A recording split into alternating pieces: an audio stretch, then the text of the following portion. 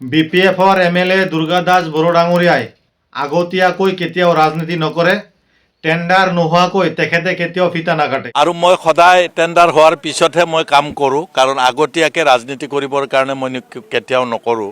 2 মাহৰ ভিতৰত ৰাস্তা বনাই দিম বুলি ৰাইজক প্ৰতিশ্ৰুতি দিয়া টুপি পিন্ধা হোৱা বিধায়কহে দুৰ্গা দাস বড়ো ডাঙৰীয়া। আমি 2-2.5 মাহৰ ভিতৰত এই নেমপ্লেটটো আপোনালোকে দেখা পাইছে।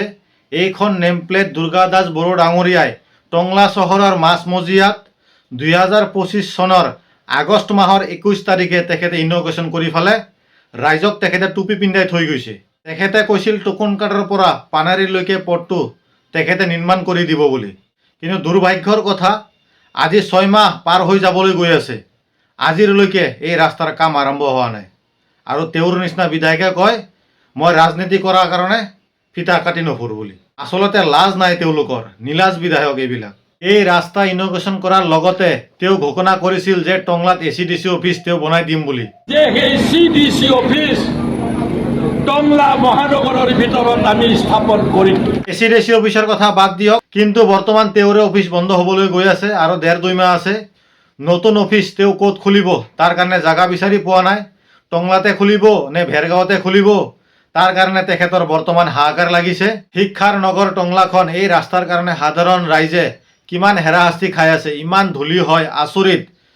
সমাগত যেহেতু মেট্ৰিক পৰীক্ষা, হাই ছেকেণ্ডেৰী পৰীক্ষাই আছে, বাচ্চাবিলাক স্কুলত যাব নোৱাৰে ধূলাৰ কাৰণে। সঘনাই দেখা পাই আছোঁ এই ৰাস্তাখনৰ কাৰণে সদায় মানুহবিলাকে জনপ্ৰতিনিধিবিলাকক কিমান অনুৰোধ জনাই আছে, কিন্তু দুৰ্ভাগ্যৰ বিষয় আজিলৈকে ৰাস্তাখন তেওঁলোকে বনাই দিব পৰা নাই। কিন্তু বিশ্বজিৎ দোমেনী ডাঙৰীয়াক টংলাবাসী ৰাইজে 100ৰ ভিতৰত 80% ভোট প্ৰদান কৰি পেলাই তেখেতক বিধায়ক বনাইছিলে আৰু তেখেতৰ নিৰ্বাচনী কাৰ্যালয়খন টংলাতে আছিলে।